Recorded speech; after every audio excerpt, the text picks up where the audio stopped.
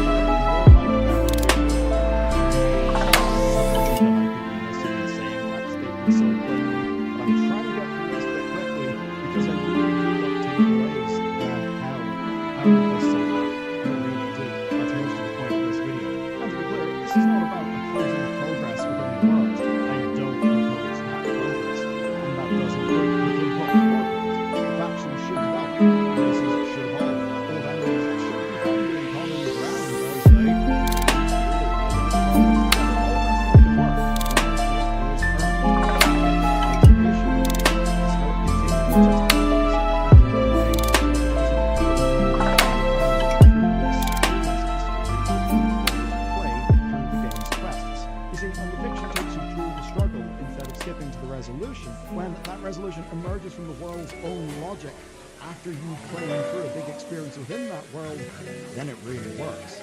So, all of that is to say that a fiction set in a different world actually feel like a different world. And with that in mind, it is time to talk about all that is sacred. So, let's talk about the cinematic then. It really just got me engaged and invested. And it gets just about everything right. And I mean that at a deeper level than just saying it's well animated, it's pretty, and it absolutely is. It's masterful, fantastic, but it works because it earns every single beat. You don't just learn what's happening together, you experience every loss, every stage of disillusionment, compromise, and by the time she tells Val who she is, you lead through it with her. And that is the difference.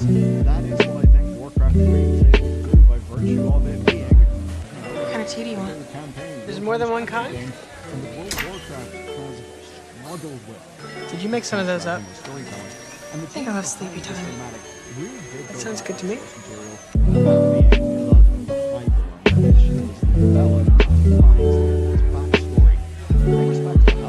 They adapted scenes directly from the novella faithfully and in ways that go beyond just a surface level callback.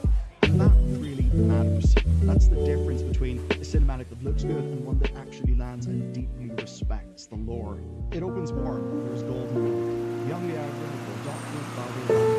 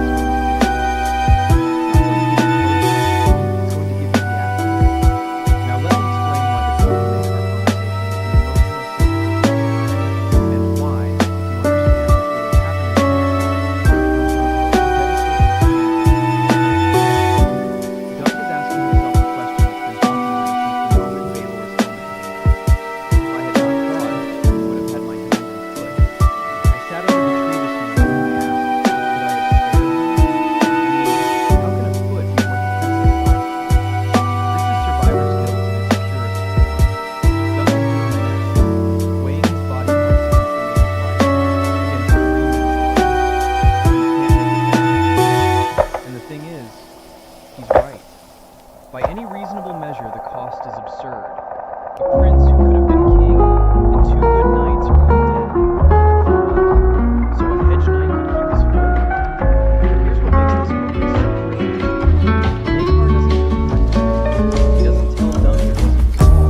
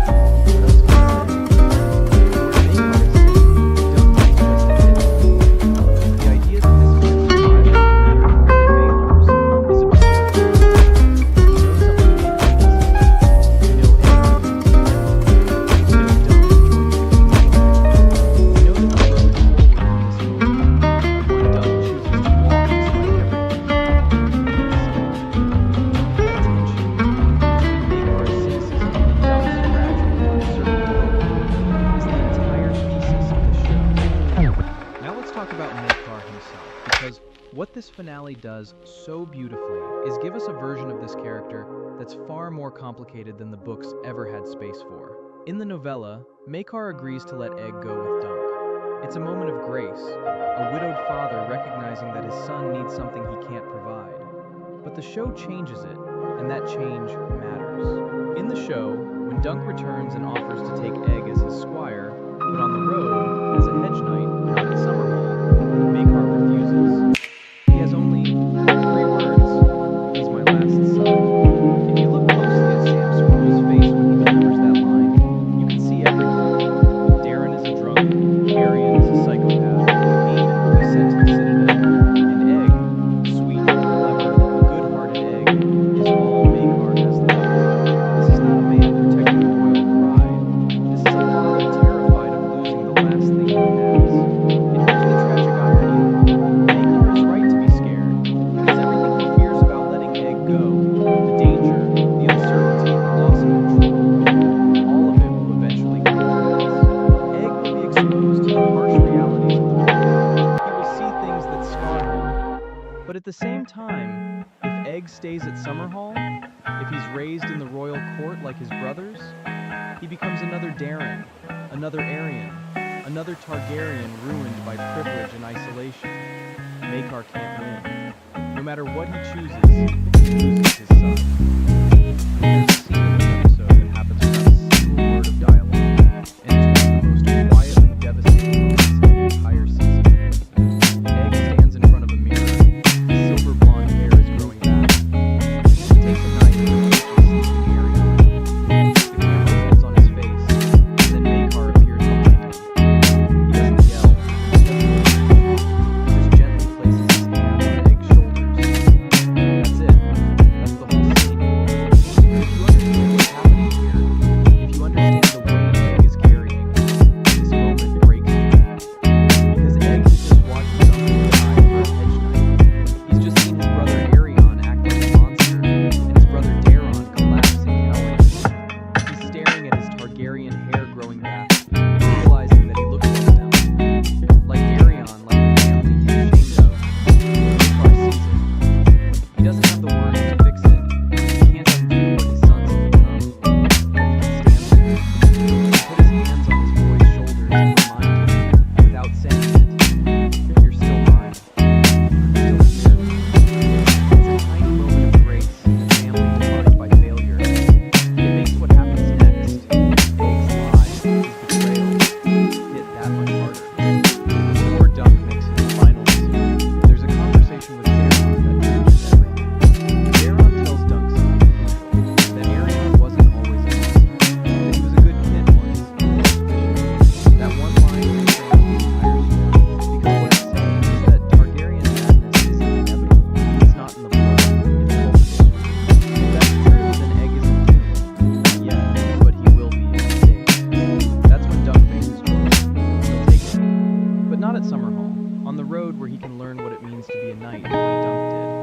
by living it, not just reading about it. And here's the tragic irony. Dunk is right. Growing up with him does make Egg a better king. Aegon the Unlikely is remembered as one of the more compassionate Targaryen rulers, loved by the small folk, shaped by his years as a hedge knight squire. So, Dunk is packing up to leave alone. He has turned down Lionel's offer to go to Storm's End, and Maekar's offer to go to Summerhall. But then, Egg shows up. He tells Dunk that his father agreed to Dunk's offer, and Dunk, exhausted and broken, leaves him. So, they ride off together into the sunset. And then the show cuts to Maekar tearing through the Targaryen caravan, screaming, "Where the fuck is he?" Now, on the surface, this is played for laughs, and it is funny, but if you sit with it for a second, it's also heartbreaking, because Egg is 10